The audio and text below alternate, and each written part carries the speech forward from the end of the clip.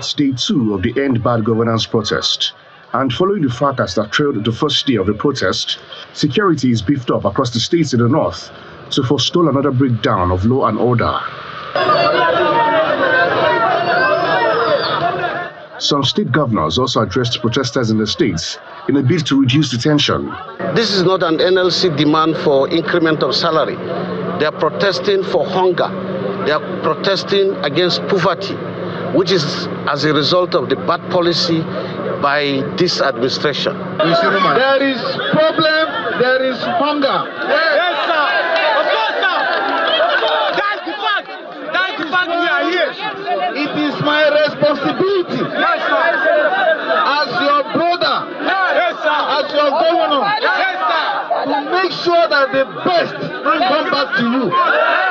Thank you, sir. However, in Plateau State, a former Minister of Sports, Solomon Dalong, urged President Bola Tinubu to consider the demands put forward by the protesters. The main purpose of this protest is to praise the president to reverse some of his economic policies that has brought so much untold hardship to the people. And I appeal to the people of Plateau to conduct themselves peacefully, because our own challenges are so peculiar. And I thank them for demonstrating love, because yesterday when it was time to pray, the Muslims were given water here, they perform ablution, and they say their prayers to God while we give them protection.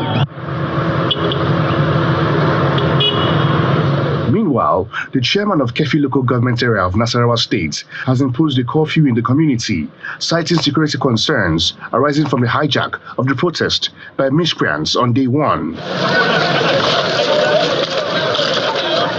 Calm returns to Gombe as the governor goes round town to inspect the situation. Yes, there is a setback because for 2 days people have not gone to business. But for sure, Gombe is always ready to cooperate with us as a government and will pursue and support whatever in order to see that these people go back to their businesses and nobody comes and cause any mayhem to them. There is going to be peace, a continuous peace for them to pursue their businesses. There is going to be peace for government to run its business, and people will move forward the way we used to do, inshallah. His Kwara State counterpart appreciates the people for heeding the call not to protest. We engage properly all the stakeholders, religious bodies, and they understood and they're patient. But I can assure them that the president is working, and very soon you start seeing changes. There are things like the students' loans, all sorts of various interventions are going on to deepen the relief. So I just urge patience, and peace will be done. Those that are angry, yes, we feel your anger, but the most important thing is to say, this is a listening government, we've heard, and the right things will be done. In the meantime, the police in Sokoto State says 81 suspected hoodlums have been arrested in connection with the violence and vandalism that followed the nationwide protest against hunger in the state.